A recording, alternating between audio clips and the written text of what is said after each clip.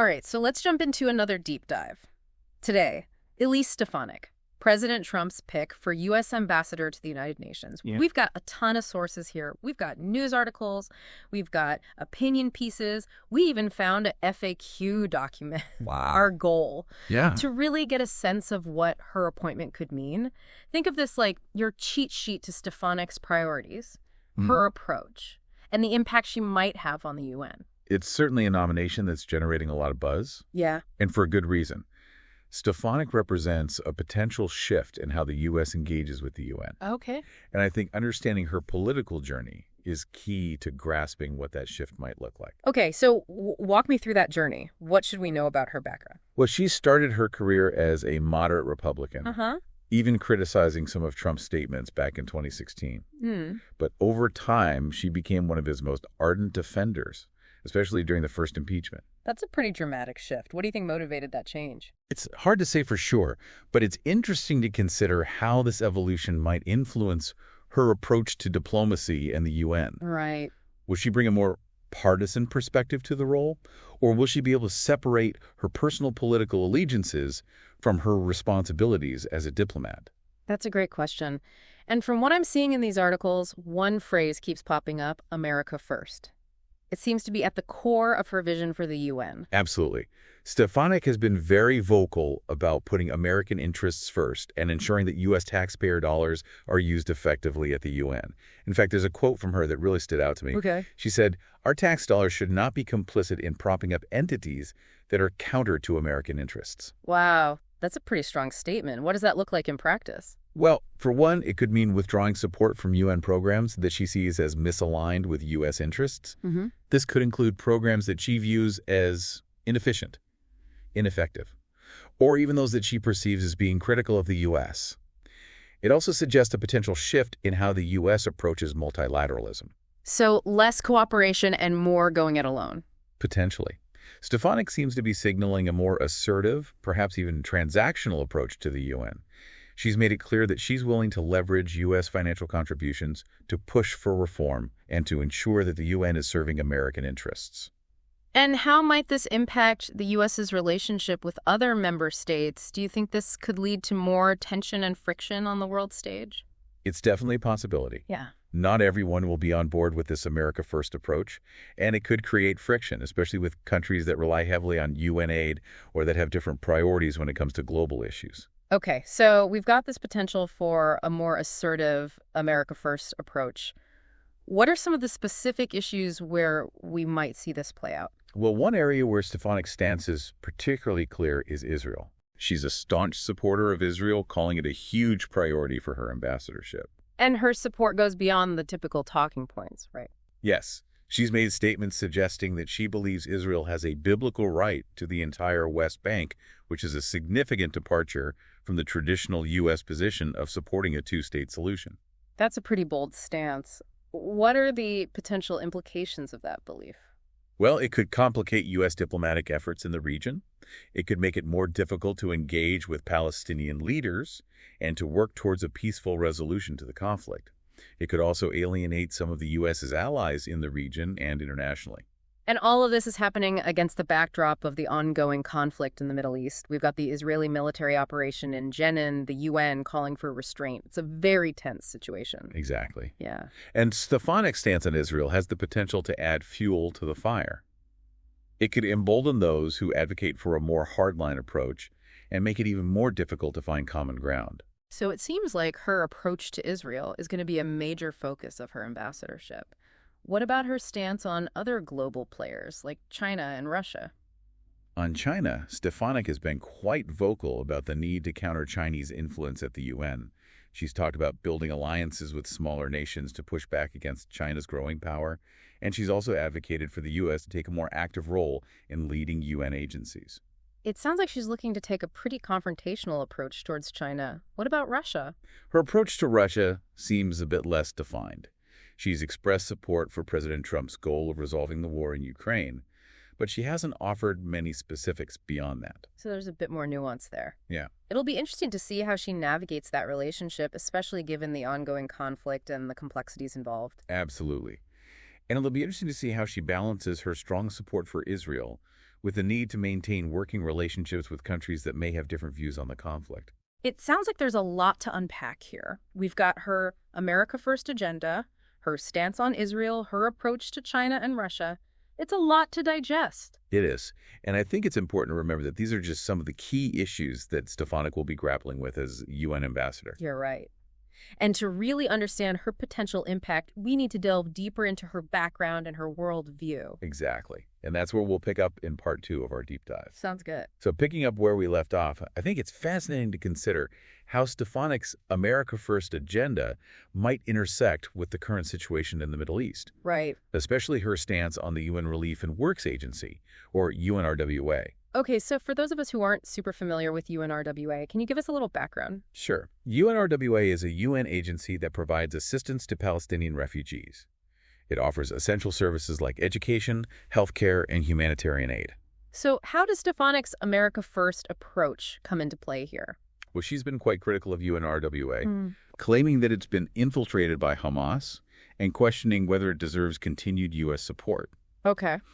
This criticism stems in part from the recent investigations into the alleged involvement of some UNRWA employees in the Hamas-led attack on Israel back in October 2023. Right. That attack was a major turning point in the conflict and led to the current war in Gaza. So if Stefanik were to reduce or eliminate U.S. funding for UNRWA, what would that mean for the Palestinians who rely on the agency? It could have a devastating impact. We're talking about millions of people who depend on UNRWA for basic necessities. Cutting off funding could exacerbate the humanitarian crisis in the region and make it even more difficult to achieve a lasting peace. It's definitely a complex issue with high stakes and no easy answers. And it seems like this nomination is part of a larger foreign policy shift that President Trump is making. Absolutely. Yeah. On his first day back in office, he signed a number of executive orders that signal a return to his America First agenda. He revoked sanctions on Israeli settlements, reinstated sanctions against the International Criminal Court, and even took steps to withdraw from the World Health Organization. It's a pretty clear indication that he's looking to reassert American dominance on the world stage, and that he's not afraid to go it alone if necessary. That's right. Yeah.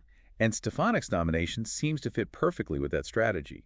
She's someone who's willing to challenge the status quo, to push for American interests, even if it means ruffling some feathers. Her confirmation hearing also happened to coincide with a major Israeli military operation in Jenin, a city in the West Bank. Yes, and that operation resulted in the deaths of at least 8 Palestinians and drew condemnation from the UN Secretary General. He urged Israel to exercise maximum restraint. It's a stark reminder of the volatile situation in the Middle East and the immense challenges that Stefanik will face if she's confirmed, trying to balance those complexities while pushing for Trump's America First agenda. Right. That's a tall order. It is. And it's important to remember that the U.S. isn't the only player in this game. The U.K., for example, has been calling for a peace process that leads to a viable Palestinian state. So we've got different countries with different priorities, different perspectives on how to resolve the conflict. It's a diplomatic minefield, and Stefanik will be right in the middle of it. Exactly. Her every move will be scrutinized, and her actions will have ripple effects across the globe.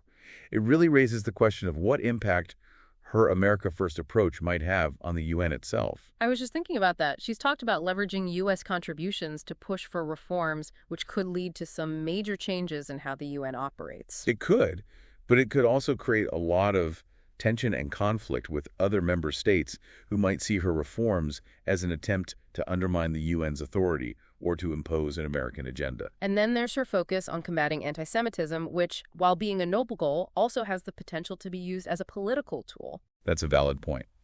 Remember, Stefanik's rise to prominence was fueled in part by her confrontations with university presidents over what she perceived as anti-Semitism on campuses. Right. Those confrontations got a lot of attention and helped solidify her image as a strong conservative voice. Yeah. But could that same approach backfire on the world stage? It's certainly a possibility. If she uses her position at the UN to target individuals or groups she sees as hostile to Israel, it could alienate potential allies and make it even harder to find common ground on complex issues. Okay, so we've covered a lot of ground here. We've talked about Stefanik's America First agenda, her stance on Israel, the potential impact on the UN, and even the possibility of her using her platform to further her own political goals. And I think to fully grasp the potential ramifications of her ambassadorship, we need to delve into her personal and professional background, the experiences that shaped her worldview, and the values that drive her actions. Let's do that. What can you tell us about her journey to this point? Well, she was elected to the House of Representatives back in 2014 at the age of 30, making her the youngest woman ever elected to Congress at the time. That's quite an accomplishment. And you mentioned earlier that she started out as a moderate Republican. Yes, and it's worth noting that she worked for both President George W. Bush and former Speaker of the House Paul Ryan. She wasn't always a staunch Trump supporter. In fact, she even criticized him back in 2016 after the Access Hollywood tape came out, calling his comments inappropriate and offensive. So her transformation into a Trump loyalist is all the more intriguing. What do you think caused that shift? It's hard to know for sure what goes on in someone's mind, but it's possible that she saw an opportunity to advance her own career by aligning herself with the rising tide of Trumpism. Or maybe she genuinely came to believe in his America First agenda. It's a fascinating political evolution and one that raises a lot of questions about her motivations and her true beliefs. Absolutely. And I think understanding that evolution is crucial to understanding her potential impact as UN ambassador. So let's talk about her rise within the Republican Party. How did she go from being a relatively unknown freshman congresswoman to holding a leadership position? Well, she quickly gained a reputation for her sharp questioning skills and her willingness to take on the opposition. She became a key figure in defending President Trump during his first impeachment trial, and her profile continued to rise from there.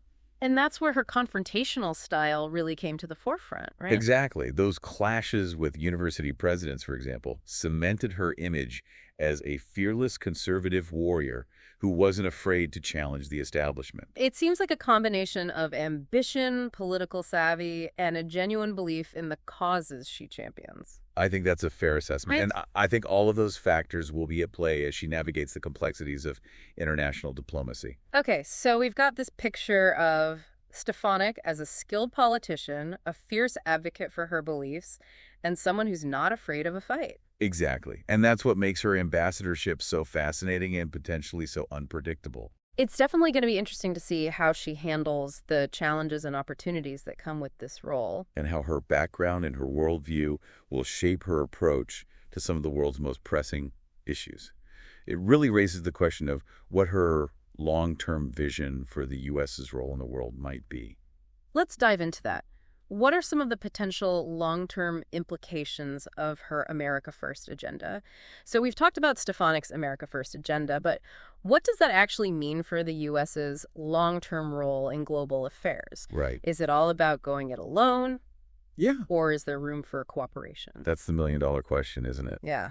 I think with Stefanik, you're likely to see a mix of both.